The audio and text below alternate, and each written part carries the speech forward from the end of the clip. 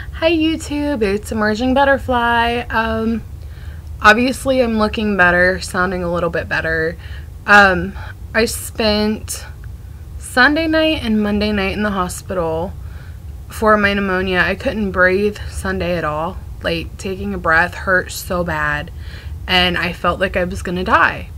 So I went back to the emergency room, and they started doing breathing treatments on me and chest x-rays and all sorts of stuff. And it came back I have pneumonia in my right upper lobe of my right lung and my left lower lobe.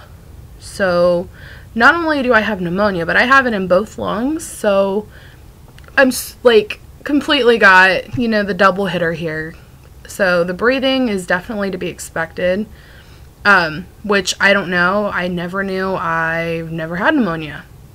So yay, go me. And on top of that, I had really bad strep throat to the point that my tonsils were bleeding. So I've been battling that. I am down to 19 days till surgery. I'm so excited. I'm finally in the teens. And then we're 9 days till we get to single digits. Yay! I'm excited. I am not excited that I only have today, tomorrow, Friday, and Saturday left of regular eating. I spoke before in my last video about mourning the ability to eat before I lose the ability. And it's still a battle. I start my liquid diet Sunday, the 24th of February. And my surgery is March 11th. So I have a 2-week liquid diet. I'm not excited for this at all. I'm not. And I've been trying to make sure I make my favorite meals so that I get that one last good portion in. My nutritionist tried to start me on protein. I've yet to get to the store and buy any because of, you know, being sick. So I'm going tonight to buy protein. MedRx or something like that is what she suggested, because they're the little juice box things that you can take with you. So I'm gonna try those. And somebody suggested Premier Protein, which are similar, like the little drink boxes. I have to get 76 grams protein in a day. So basically 4 of those, because they're 20 grams of protein per box. So as long as I get 4 of those in a day, I think I'm good. That's going to be interesting. Hopefully they don't taste like complete crap. Trying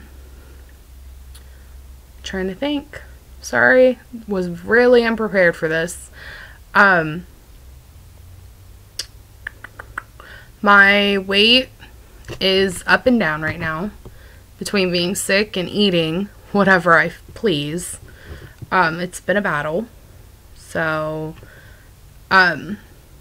being in the hospital those 2 nights kind of prepared me a little bit for what to expect with my 2-year-old. I have a 2-year-old son, and I do everything for him. He is my baby.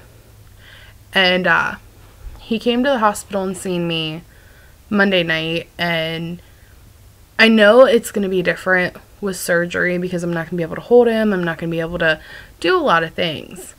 And it's really starting to break my heart that I'm doing this, and I'm doing it for me and for him. I am. That way I can do more with him through life, and I'll be here longer. But at the same time, I almost feel like I'm being selfish in doing this. Because for at least a month and a half, if not longer, I'm not going to be able to hold him. I'm not going to be able to pick him up or chase him around and do everything the way I do now. And I feel like I'm cheating him. And I know I'm not.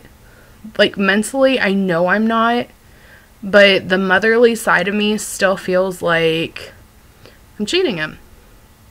So I've been dealing with the emotions from that. And then also, like I said, the emotions from knowing I have basically 3 days left to eat. So, yeah, I'm trying to deal with it. I told my mother that I wanted my last meal to be a Thanksgiving dinner. That is what I want. I want turkey and mashed potatoes and cucumber salad, and I want it all. I made lasagna last night, homemade lasagna. Oh my god, it was awesome. And I want a Thanksgiving dinner. That's what I want my last meal to be. I don't want to go out to eat. I don't want anything full of grease and fat. But I want something comforting. Something that I know will obviously fill me up, satisfy me, and be comforting. And I think that, you know, that Thanksgiving meal is something I've grown up on. Every Thanksgiving we have almost identical meals. And I just think would be, I think that's what I want. I mean, it's not what that I think, that's what I want. And I'm kind of curious what everybody who's post-op or even pre-op going into, you know, the surgery, what do you want your last meal to be? You can either inbox me, comment, anything. I'm just curious, guys. I think this is an interesting topic because I've heard so many different things. I talked to a girl who wanted her last meal to be nothing but ice cream. So it's been an interesting topic from, you know, the get-go. But other than that, there doesn't seem to be much else going on. I have my second pre-op appointment tomorrow, and then my third one Monday, the 25th, which is this coming Monday. And then I only have one left, and then surgery. It's getting really close. I have less than 3 weeks. So, yeah, yay. Wish me luck, guys. And hi to all my subscribers. Anybody who hasn't subscribed, yet again, subscribe. I am trying to keep these at least weekly, if not sooner. Just because I want to keep up with everybody and I want to, you know, keep everyone updated. I've watched quite a few people who, they do all their pre-op videos and fall off the face of the earth. Or they do like 2 weeks post-op, fall off the face of the earth. And I don't want to be that person because I'm watching these people and, you know, you rely on them.